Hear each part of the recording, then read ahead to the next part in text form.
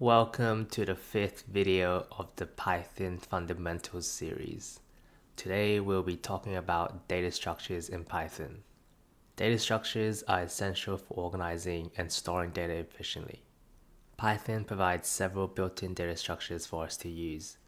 These include lists, tuples, dictionaries, and sets.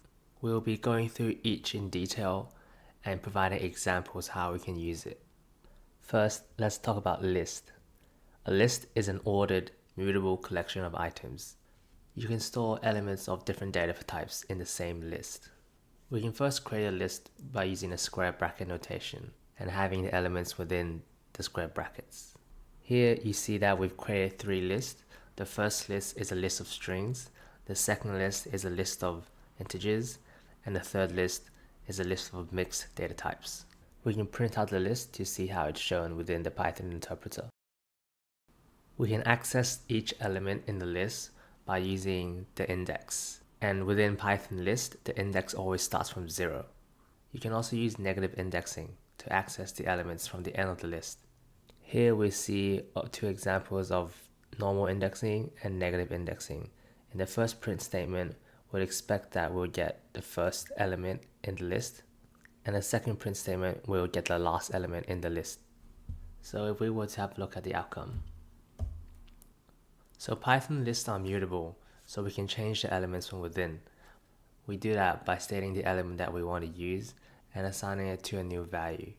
In this example, we see that we're trying to change the second value in the fruits list into blueberry. So if we were to print the new list after we modified the value, we should get apple, blueberry, and cherry. Instead of only accessing a single element in the list, we can access a sublist of the entire list by using slicing. Here we see in the first print statement, we're trying to access a sublist from the second index up to the fourth index. While the second print statement, we're trying to access all of the numbers in the list, but we only want every second element in the list. So here, if we were to print out the statements, we'll get the expected outputs. Here are some common list methods we can use that are built in within the Python language. And we won't go through all of them, but you can always use the Python documentation to see what they do. But I just wanted to show you the common used methods for lists. We can easily loop through a list by using the for loop. And here's just an example of using a for loop to print out every item in our fruits list. Moving on to tuples. A tuple is an ordered, immutable collection of items. Once we create a tuple, the elements inside it cannot be changed. We create tuples by using the brackets notation and putting the values inside the bracket. Similar to how we access values in a list, we can access elements in a tuple by using the square bracket notation. And here we see in the first print statement, we're trying to access the first value, and in the second print statement, we're trying to access every value starting from the second index. So I want to show you the immutable nature of tuples. Here we're trying to modify a value inside the already created tuple, and when we try to run the program, we'll get an error. Here the error is stating that the tuple object does not support item assignment. So it shows that the elements within a created tuple are immutable. Again, similar to list, we can use a for loop to loop over the tuple. Here, just an example of we're trying to print out all the colors. Moving on to dictionaries. A dictionary is an unordered collection of key value pairs. Keys must be unique and immutable. We create a dictionary by using the curly brackets and having the key value pairs within the bracket. Here you see we have a dictionary with key value pairs of name, age, and city. We can access the values of a dictionary by using the keys. In this example, we're trying to access the name key within a person's dictionary, which would be Alice.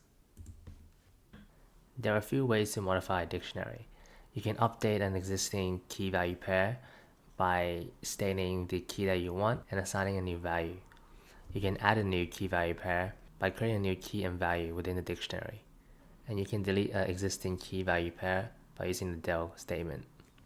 Here we see we're going to first print the original list, and then we're going to modify the list, and then we'll print out the newly modified list.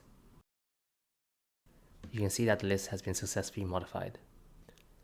In terms of looping through a dictionary, if you were to use a for loop, it will print out all the keys inside a dictionary.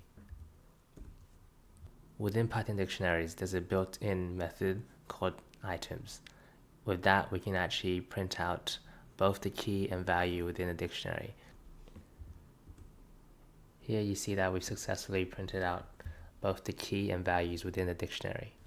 Again, here are some common methods we can use for dictionaries, and I recommend going into the official Python documentation to see what they do. Finally, we're going to talk about sets. A set is an unordered collection of unique elements. So sets are immutable, but it cannot contain duplicate values. If we were to declare a set with duplicate values, when we print the set, it will remove the duplicates. Here you can see the example of the duplicates being removed in our sets. Here are some ways you can modify elements within a set. You can add an element by using the add function, or you can add multiple elements by using the update statement. You can remove an element by using the remove statement or the discard statement. And if the element that you're trying to remove does not exist, you won't get an error. So we run the program, we can see that the elements are being modified. So there are set operations that we can use for sets. And the available ones in Python are union, intersection, difference, and symmetrical difference. And if we print out our different set operations, you can see the outcome of each different operations. Using sets are quite useful if you want to remove existing duplicates in a list.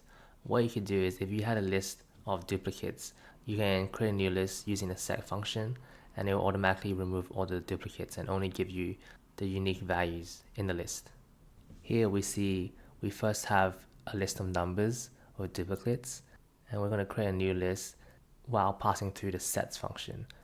If we were to print out the unique list, all the duplicate values in the numbers list will be removed in the uniques list. Thank you for watching the 5th video of our Python Fundamentals series talking about data structures.